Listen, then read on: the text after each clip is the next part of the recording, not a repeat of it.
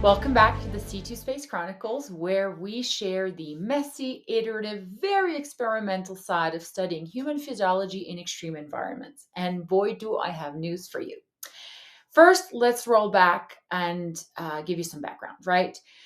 One of our areas of interest is high altitude, right? High altitude impact on physiology, what measures can be undertaken to mitigate the impact of high altitude, how can we help people who do high altitude flights, so airplanes, jumpers, and also all the way up to space and space stations and EVA suits, right? So, what are the things about human physiology that we need to understand and better research and then maybe mitigate when operating in high altitude environments?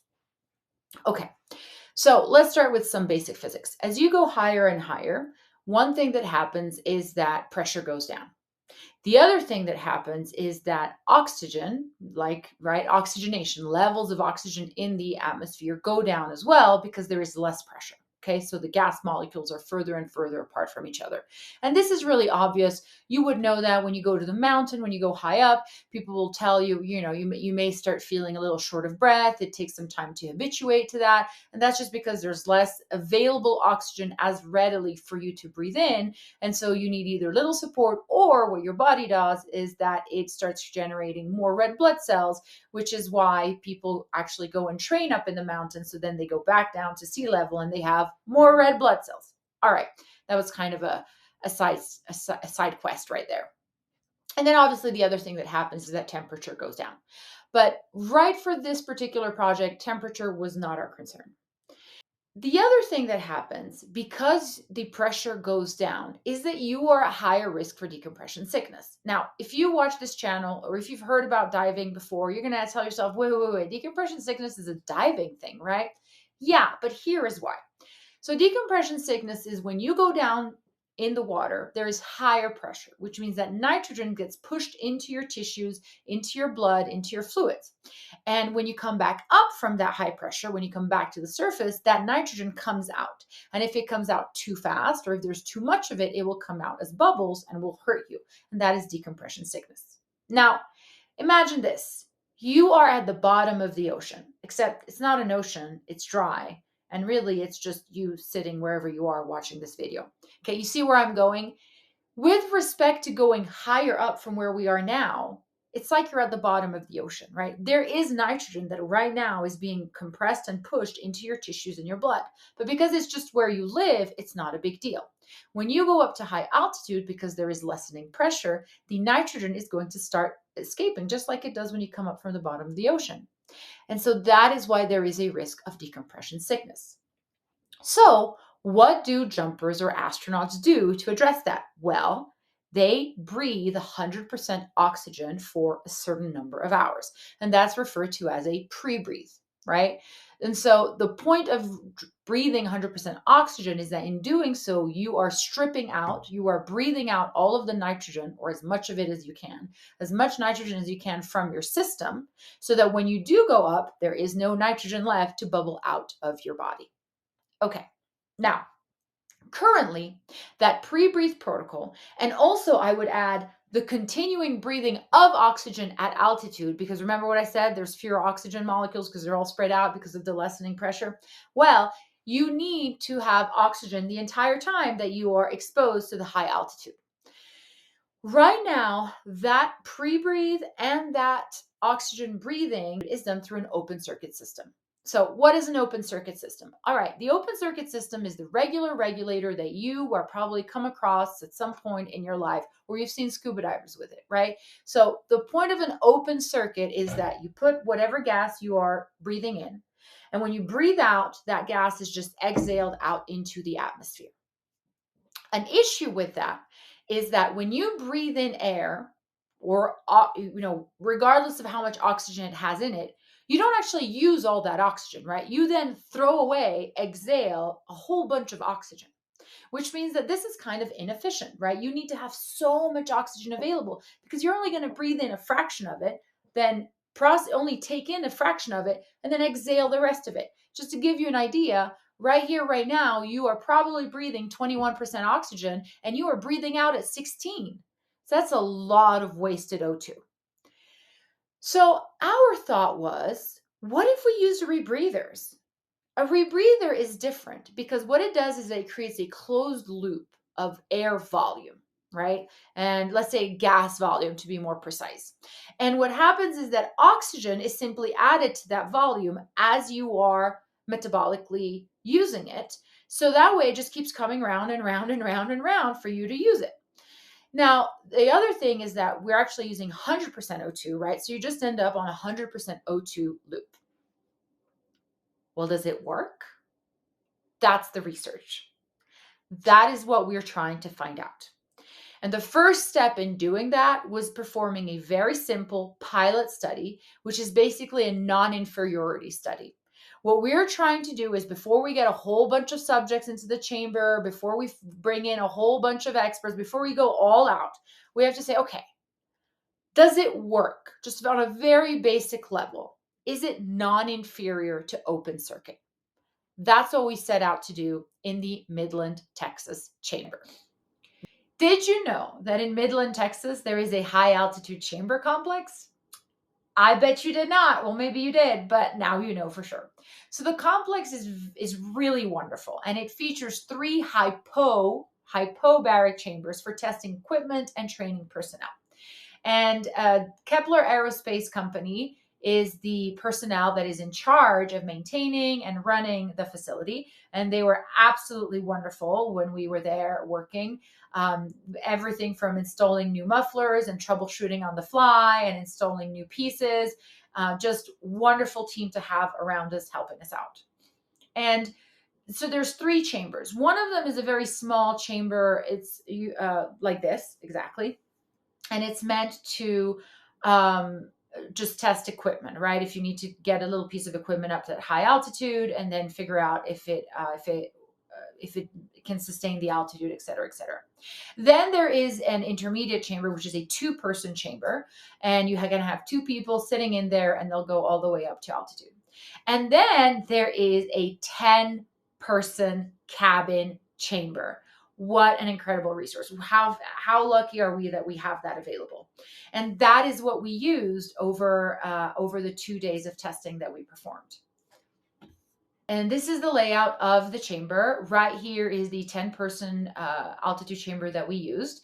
And here is what it looks like from a more technical standpoint. Okay, let's talk a little bit more about a non-inferiority test, right? We wanted to do a pilot run because we wanted to see whether or not the chamber works as it should, because as I said, it has never flown people in it. So I was pretty lucky. I was one of the 2 first people to ever fly in that chamber. We also wanted to figure out what logistical and operational things we need to plan for, set up, and organize. And actually, very importantly, we needed to figure out if our rebreather, the one that we purchased and then modified and built, works. So off we went. We bought 2 medical rebreather sets and 4 MBU 20P masks. And then we did, in fact, have to build some parts ourselves. Just for a tidbit, we will do a whole other video on the equipment itself. But just to tell you briefly, we actually got my 16-year-old son to design the parts. It took a lot of effort, a lot of iterations. And then we 3D printed those parts at home with resin. And they worked. They are beautiful and they work. The first day on site is actually not a test day. It's a prep day and it's pretty busy. We set up our camera equipment. We run the chamber empty. We went through a couple of scenarios and protocols. We made sure that everybody understood what we would be doing the next day, who was doing what, who was going to say who to what, say what to who. We went over our communication protocols and communication system. That's a big one. We also finalized putting together our rebreather system and our open circuit system, which actually required additional modifications at the last minute. We had to actually remove certain valves and change them because they were causing too much restriction in our breathing loop. Now, as you know, there's 2 big risks in doing this. The first one is hypoxia, and the second one is decompression sickness. Now, in the case of the first, the procedure to respond to that is O2 mask, which we had. We had a spare bib, we call it, a spare open circuit rebreather mask, open circuit mask, open circuit mask in the chamber itself that could just be put on in case of emergency, in case of one of our two pieces of equipment failed. And then you just bring the chamber back down, and that's how we would address hypoxia. But in the case of decompression sickness, we would have to leave the facility because the recompression chamber, which is what needs to happen, right? We need to be put in a hyperbaric chamber, is not on site. So what we did was bring a chamber on site. So we hired HM Recompression Services, which was beyond impeccable, an absolutely wonderful partner to have on board with us, who set up and tested all of their equipment on day one, making sure that we understood them, they understood us, and we all went through what it would look like in case of an emergency and in case we needed to be placed inside the recompression chamber. Study day one actually started by me grabbing wood that had been bought the day before and drilling holes into it and zip tying it to the metal frame inside the 10-person chamber because there was no seating capability at the time. So we made some seats. And you know what? In my book, if it's a day with woodworking, it's a good day. So I was pretty happy we started that way. And then the test began. We were able to put me and my co-participant inside the chamber. We did a 1 hour O2 pre-breathe. He was on the rebreather for that run, and I was on the open circuit system. And then we did a 30-minute flight to 35,000 feet. While we were there, we performed ultrasounds on our hearts to see if that we could see bubbles. And I'll talk a little bit more about why we did that. And then we also gave regular pulse ox and heart rate call outs to the DMT on the outside, who was making sure that we were okay. Now, why are we looking for bubbles in the heart? Well, the fact is that bubbles in the heart are actually pretty normal. And what we're trying to see is whether we see a tremendous increase in bubbles on one of the participants versus the other. Now, this is, as we say, an N of one. It's just one individual. But if we were to see something catastrophic, as in it looks like you never even did a pre-breathe, then we would be like, oh, this is not working, right? Now, you will see that during the test, we are moving our legs during the ultrasounds, and that is because if there are bubbles stuck somewhere in our extremities, we want to have them moving around so that they eventually make it to our heart and we can see what's going on. Couple of technical challenges. Our GoPro died on the first run, and so you will see that I had to get up and set up the second GoPro so that we could keep recording the test. And so we definitely had to address that at the end of day one. There was also the fact that our operator vented the chamber, which was totally fine in itself. It's just that it was extremely loud.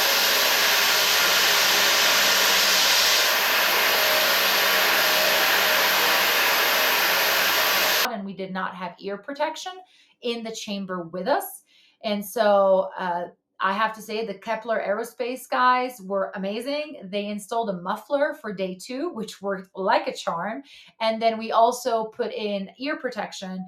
And that is definitely something we will be doing on the full test when we have other subjects, in case they do find that it's still too loud or for some reason the muffler fails. They should have ear protection to not harm their ears during the test. Day one was a resounding success overall. Definitely some kinks and things that needed to be addressed, which we did on day two.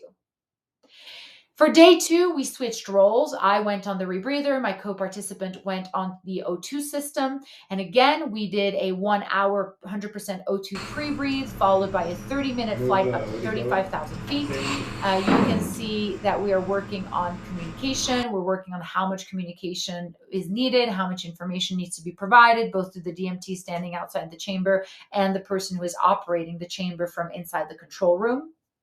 As I said, the muffler worked beautifully. You barely even notice it, the noise on the way up or on the way down. We didn't even reach for our ear protection, so that was fantastic.